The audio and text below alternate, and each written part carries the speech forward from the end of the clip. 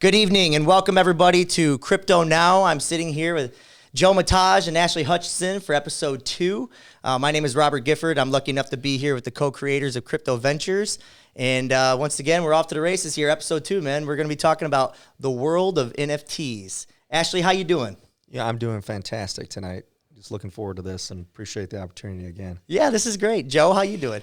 Doing well. Yeah. Looking forward to this. This is the some of the cool stuff that's happening in the crypto space. Yeah, I remember the first time I even heard the term NFT was probably maybe a little over a year ago, was during the 2020 NBA championship. It was that COVID season. Mm-hmm. They started promoting some NFTs in Golden State. And I'm thinking to myself, what in the heck is this thing? And I kind of grasp it, but before we get too deep into what I think it is, why don't we just tell people what it is? What is an NFT, Ashley? Well, on that topic, I know that earlier this year, I think you're referring to NBA Top Shot as well. Yes. A LeBron James digital player card sold for $208,000. I can't even like wrap my head around that. I don't think I own, well, I know I don't own anything that's worth $208,000, but like I don't think me and my family combined own anything that's worth $208,000 if you look at it from a digital space, right? And I'll take a crack at defining it, and then Joe can follow up as well, because this is probably going to be a joint effort here, as always, tackling these topics and wrapping our mind around it. But to simply put it, an NFT is a non-fungible token. Okay. And what it means is, well, let me give you an example. Bitcoin or Ethereum, right, that's a crypto coin. Right. And essentially every Bitcoin is equal to another Bitcoin, right? Every Ethereum coin is equal of to equal another. value. They're of equal value. Okay. They are fungible. Right. In other words, they have equal value. They are the same thing, right? Okay. A non-fungible token is an asset or really a data point on the blockchain that is unique. It is not the same as something else. It's programmed in such a way that it represents something, whether it's something in the digital world or something in the physical world, but it represents it in such a way that you have ownership of it and it is unique. It's as if I had something like a piece of artwork physically, or a piece of music, or some other asset that there's nothing like it in the world, right? It is unique. So I want to kind of just clarify again, though. This isn't just in the digital space, though. This is something that can be physical. So this could be a physical piece of artwork, not just a digital, copy of that artwork, right? Am I saying it correctly? Absolutely, okay. Absolutely. An NFT, it's a token, right? Right. Which is a representation, or like I said, a data point on the blockchain that represents an asset. Okay. Whether it's digital, right, like a digital piece of artwork, right, or it could represent a piece of real estate. It could represent a song, an album. Is there any limit to what it can't represent? Joe? Yeah, that's a tough question there. I give Joe the tough questions. Yeah. He's the veteran here, right? I think it's tough to say, but I think one of the things that I've kind of equated it to is kind of like the title to your car, right? Okay. It's just a piece of paper, but that is your equivalent, your ability to show the ownership of that car. Okay. Right? And you can take that title and do things with it, borrow against it, those kind of things. But as long as you have that title, you have ownership of that car. And the NFT kind of does the same thing. What is okay, so this NFT term feels new, but I don't know if necessarily the concept is new. And maybe I'm wrong, and you guys clarify if you can.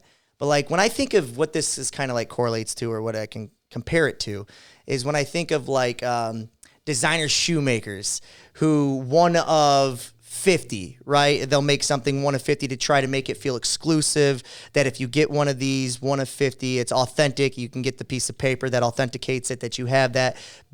baseball cards, Bugattis, and stuff of that nature. They only make a limited amount to make it an exclusive, unique item. Is that similar, or am I way off here? I think because that's been around for a long time, right? Like, right. You can't walk into, especially with autographs, you got to have that stuff authenticated when you go in to try to sell it to a pawn or things of that nature. Am I way off? I think that you're onto something, because it really is. It's really a tokenization of things that we're already familiar with in a way. Okay. It's an advanced way to show ownership and transfer ownership and do creative things with assets. Okay. And again, you're talking about scarcity. Some of it is about what the value people assign to things, like digital art, right? Yeah. And I would also say that by way of another example, earlier this year as well, the CEO of Twitter sold an NFT. Jack Dorsey sold an NFT. It was just it was an NFT representing the first tweet, right? And he sold it for millions of dollars. And $2 million to be exact for the listeners out there. And it shows you that, let's say, I don't know why this came to my mind, but maybe because I'm a Kanye or Ye, expert for some reason. I have no idea why.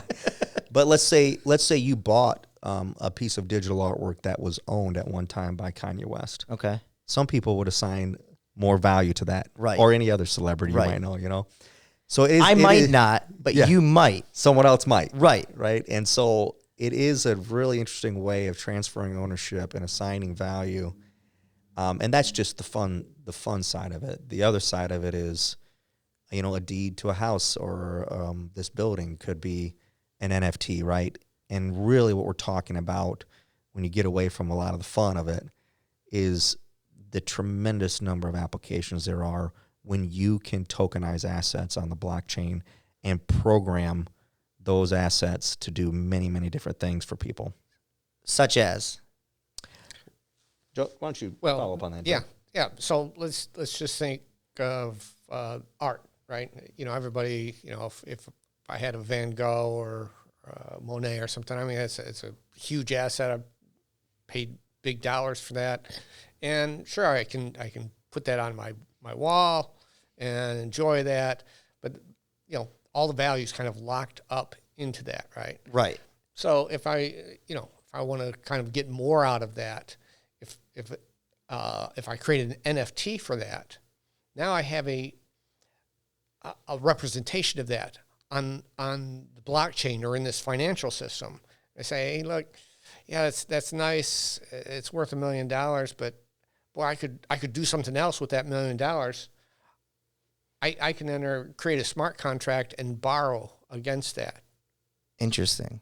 And I'll have a liability there that someone has a stake in my Van Gogh, but I can monetize that now in a different way than if it was just hanging on the wall. Exactly. You could leverage the physical piece for something, but that's about as far as you can go with that. Right. Yeah. But I guess the bigger thing is I don't need to go to a bank or any of these other things. This is something that is available to anyone who uses the blockchain to.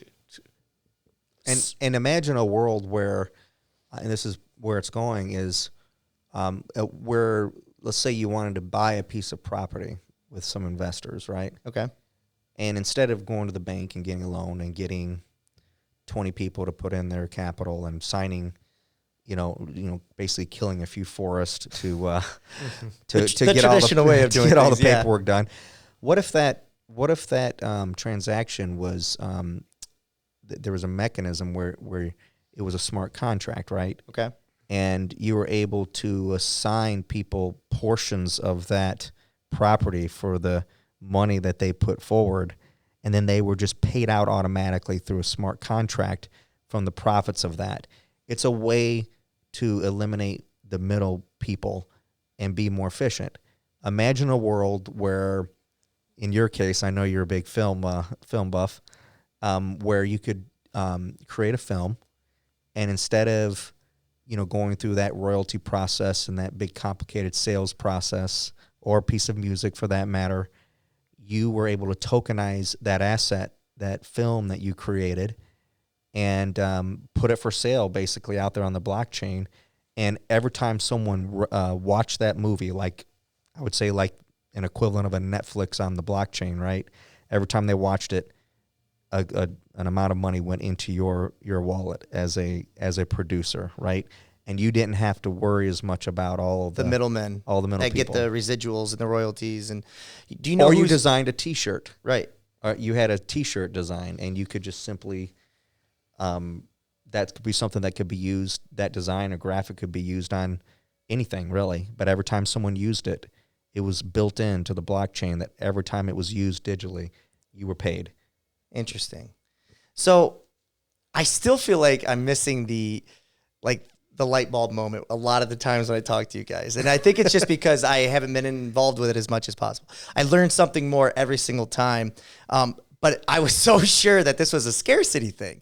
And it's not, is it? It definitely, it helps, and I guess it helps generate interest in revenue for those, the example I gave was the shoemakers, right? It helps them, they can charge more of a cost point with that stuff of that nature. But like, it's really not scarcity here when it comes to NFTs. It's not about it being so unique that only one of so many have it. It's really about being able to, like you said, take this token, digitize it, and use it for other things. It's more that than it is. Am I close?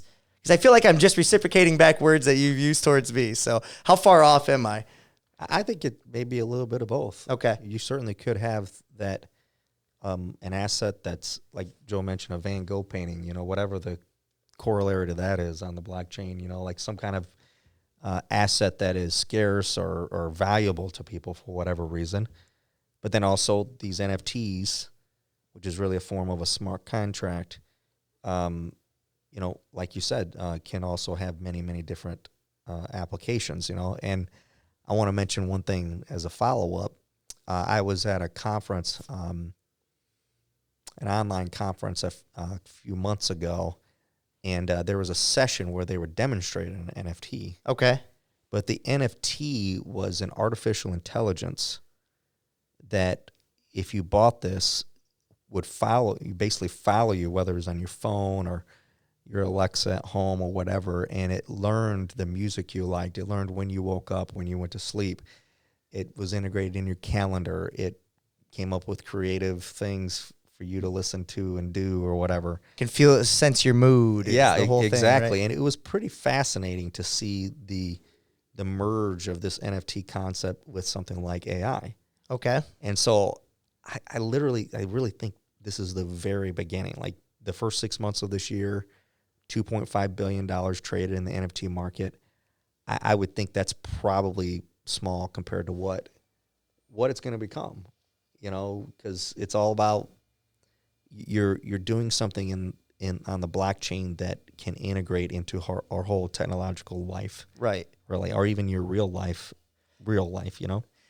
So I read an article today that the NFL has banned their owners from taking a part of this until they have a strategy, which I get. But when we talked about the NBA, as we talked about with the Top Shot, and among other things, we talk about how they always seem to be ahead of things, or they get in front of things, or they get ahead of the trend. Where when it comes to the NFL, they always seem to be a step behind.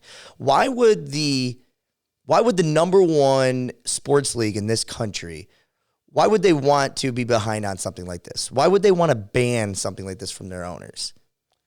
Yeah, I might have to defer to Ashley on Okay. that one. I'm not a maybe not just the NFL, but why would any company decide to not want to jump on this bandwagon if 2.5 billion is what we think the low end of this is going to be when we bookmark this? Yeah, for that again, I think it would be, are you approaching this the right way? Okay. Do I think there's a big possibility you sell yourself short, right? Some of these NFTs might be going for a couple of $100,000 right now, but if without a good strategy, you may be selling yourself short on some of those things. Well, and I hate to and limiting maybe your profits of it. Right. Right. I hate to compare Roger Goodell and the NFL to China, but I'm going to go ahead and do it. Got to have our quote on the China I got to mention China every time. But, you know, China is in the process. They tried to ban Bitcoin because why? Because they want to develop their own centralized strategy for it. They want to control it. They see the benefit of it, but they want to control it. I think the NFL is doing the same thing. They're definitely going to get into it. Yeah, you know they will. They're just pulling back because they want this cohesive strategy because the NFL wants to profit from that. Right. Maybe rather than individual teams or players or groups, you know, being able to do that. And I think everyone reacts to these new ideas differently. And, you know, if you don't understand something, maybe you try to pull back and control the narrative more. And they kind of want to see if it has staying power. I mean, I get it. I just kind of always feel like the NFL is always just kind of a step behind on every major issue in regards to the NBA, and irrelevant on your thoughts on each league, but it feels like the NBA always seems to kind of get ahead of these things. And what's interesting is when you talked about NBA Top Shot, and particularly to the LeBron James clip, and you talk about taking ownership in the digital world, especially of an NFT, were you saying that if the NBA was to sell an NFT of that LeBron James clip, that they no longer own the rights to that image or that highlight anymore? And if so, are you saying that every time the NBA was to play that clip in a highlight package, are they going to have to pay residuals for that clip? Is that right? That's correct. That's exactly it. It's almost a new form of copyright or patent. It is. That's exactly where I was going with it. And again, so much more efficient. It's all digital, you know. Yeah. It's just mind blowing. So we've talked about the definition of NFTs, but I'd like to transition to the video game world if we can. Joe, you had mentioned that NFTs now are playing a big role in the video game world. Can you elaborate a little bit more on that subject matter, just to touch on it a little bit more if you can? Sure. So the benefit, again, that an NFT brings is that it creates this uniqueness, right? So I don't know how much of a gamer you are. So. Yeah, everybody. I play, but I'm not any good. Yeah, we've played games, and you know the big thing for kids is, or anyone playing games, you know, you many times you need to work to develop a skill or weapons or things of that nature, and you know there's time and energy spent doing that. But at the end of the day, you know, when you're done playing that game, it has no value. Okay. The NFT world allows that to have an existence, independent existence, if, for example, a weapon of some sort. And as you now have control over that allows that to be moved around, taken out to a market and maybe traded for a different type of weapon or literally for money. And it brings in, again, another dynamic to these games to the degree that they're starting to build like virtual economies. You know, right? You get involved in this game. You may need to make a certain amount of investment to get in, but as you play and develop, use your skills, then you generate value inside of the game that has real world value. Axie Infinity is probably the head of this, right? The number one game out there right now that people are playing that have real value, potential. It's kind of developed a new category of gaming that they call play to earn. Play to earn, okay. Okay, and in Axie Infinity, you know, you can certainly develop weapons or something equivalent to that, but the game maker actually created the ability for you to perform just certain tasks on a regular basis that would actually earn dollars. And I shouldn't say dollars. You earn the in-game cryptocurrency, but that currency is tradable out on the open market $4. It carries over. Right. And so it attracts people that want to generate value inside the game. They certainly are playing the game for the entertainment value, but they can also generate real world value as well.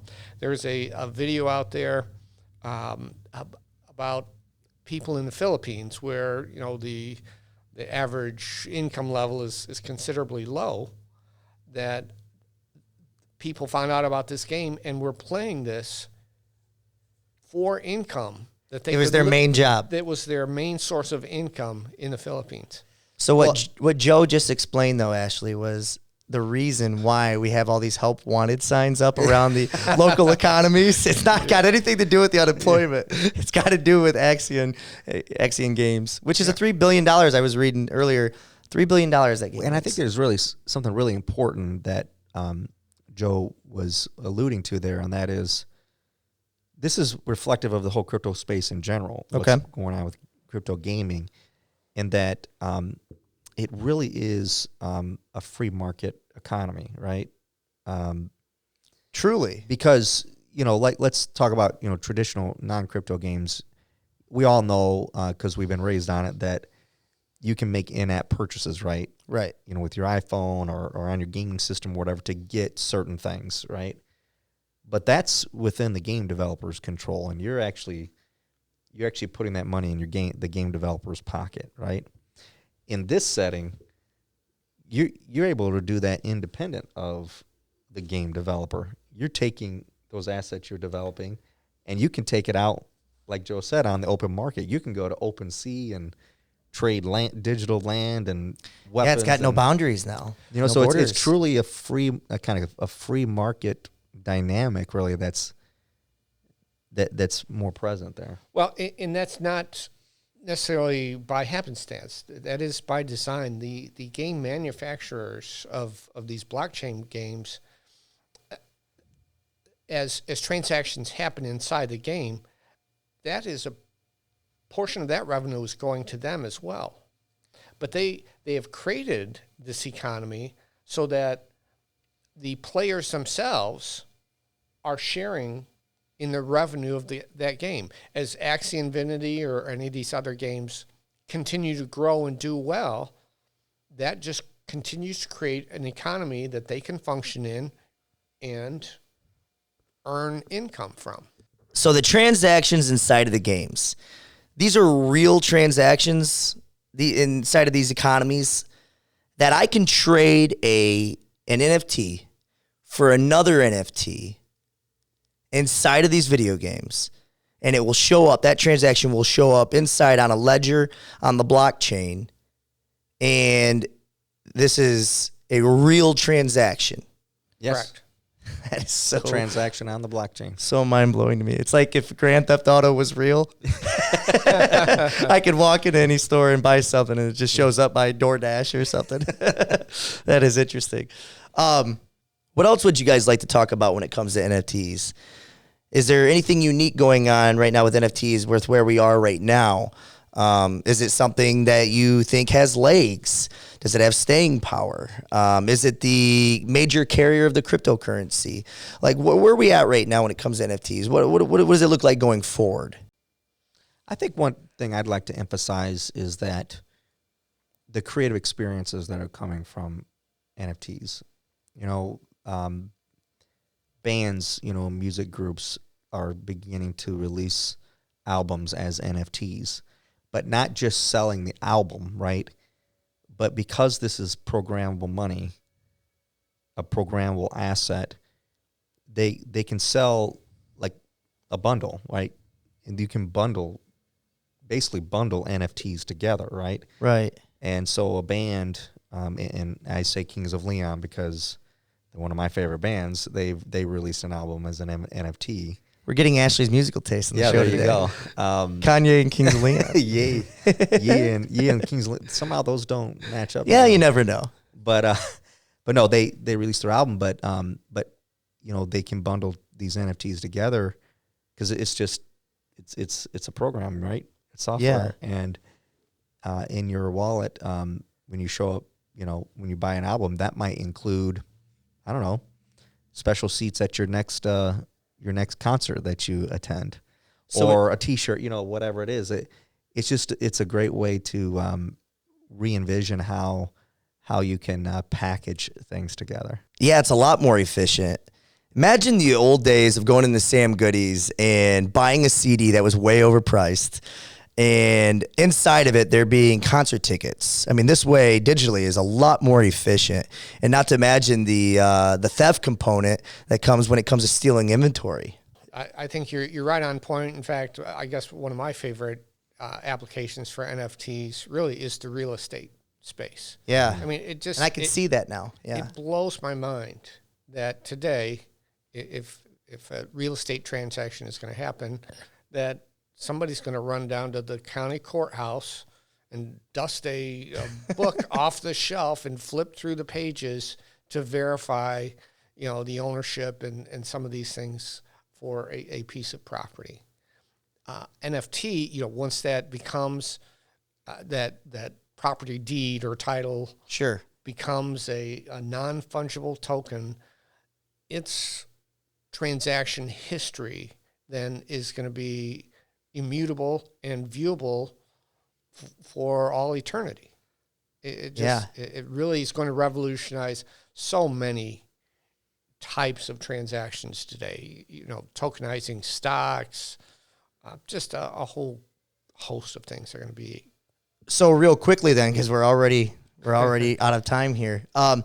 Is that something real estate companies are noticing, or you find that they are generally behind the ball when it comes to NFTs? Like crypto ventures might see a real opportunity there, but does the real estate market see the opportunity there right now? I wouldn't say the real estate market does, but there are entities that are acknowledging it, taking those steps, and are putting property on the blockchain. Okay. Joe, Ashley, we're 28 minutes into this thing. It just flies. Seemed like 10 minutes. I know. I feel like we could go for another, especially on this topic, right? I want to combat what happens to these people when they start diving into these digital creative spaces and the impact that it has on their real worlds at that time. But that's something for another show completely. Joe, Ashley, is there anything else you guys would like to say? The final words before we get out of here? Well, just once again, appreciate this opportunity. And, one of the things that excites me about these topics is that we talk about them, globally, but I think there's real applications locally. Yeah. And so that's what we're working on. For sure. And what I'd like to do next time, Joe, if maybe talk a little bit about where your company's at and where you guys are headed. So. Okay, yeah, that sounds great. Again, we certainly appreciate the opportunity to share this with you. Cool. CryptoNow, episode 2, the world of NFTs and everything that has to come with them. As always, I'm Robert Gifford. Joe, Ashley, we'll see you guys on down the road.